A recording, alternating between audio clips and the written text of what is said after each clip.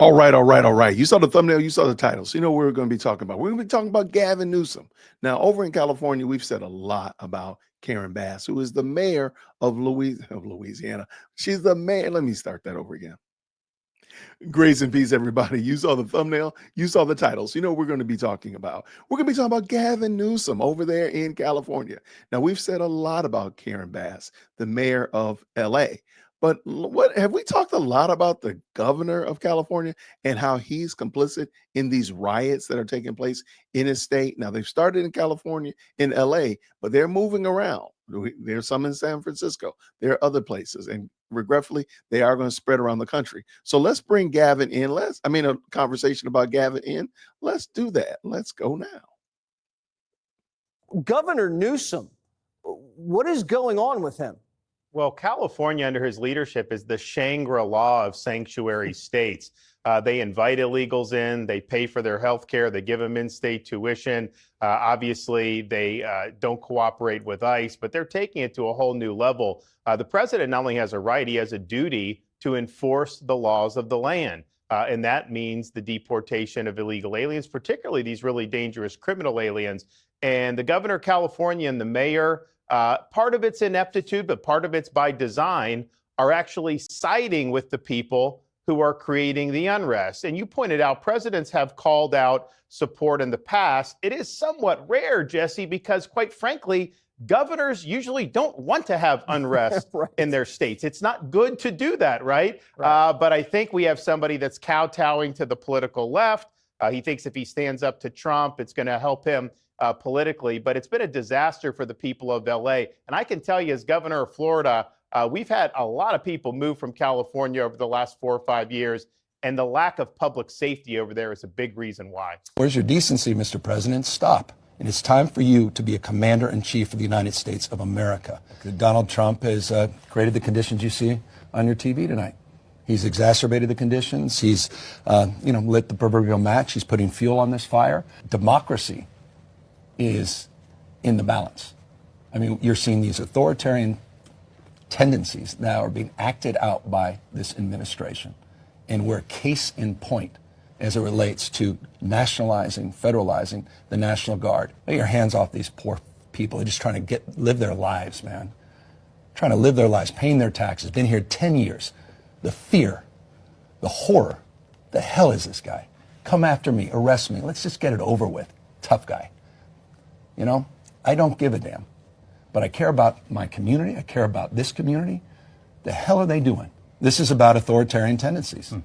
This is about command and control. This is about power. This is about ego. Gavin Newsom he's daring Tom Homan to come and arrest him. Should he do it? I would do it if I were Tom. I think it's great. Gavin likes the publicity, but I think it would be a great thing. He's done a terrible job. Look,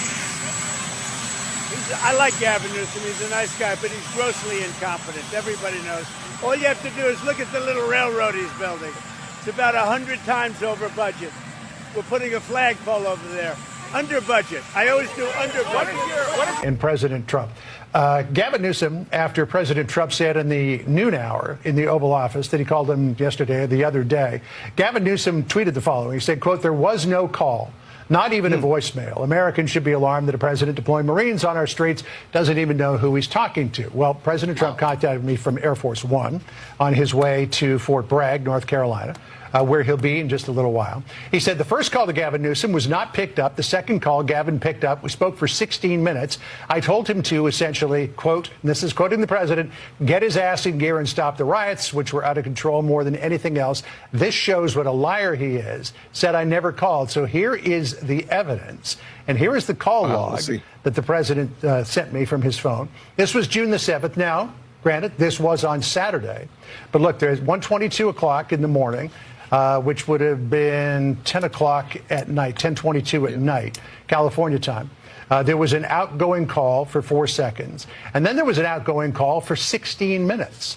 So that from the president, which says is proof that he spoke to Gavin Newsom early in the morning, our time, late at night, Friday night, would have been June 6th, I guess, in Los Angeles. Gavin Newsom had just been exposed. You know, he got on camera talking about President Trump didn't call him about what he was going to do and all of that. Not only that, President Trump then exposed Gavin Newsom and released his phone call logs proving that he called Gavin Newsom and Gavin Newsom did not pick up. And his whole plan was to not pick up President Trump's phone call, but then run and get in the interview and say, President Trump didn't call me.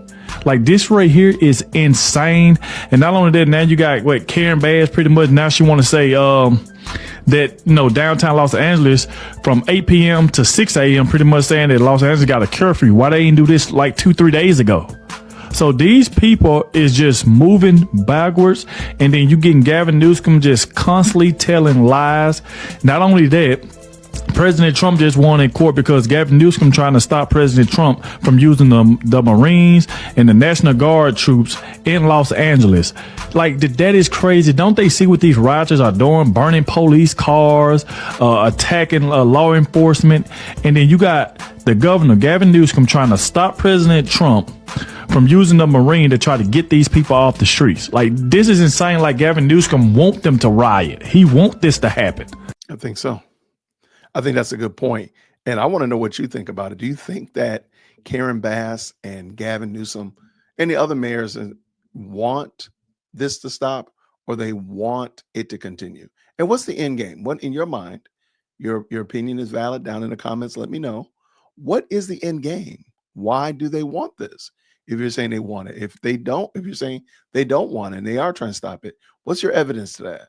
Let me know down below. Let's get the conversation started. I want to hear what you're thinking. So down there in the comments, let's talk about it. Thank you so much for rocking with us. I appreciate you not only liking the video, but subscribing and helping us hit our goal of 50,000 subscribers. I'm looking forward to celebrating with you. So until next time, everybody, grace and peace. Have a great night.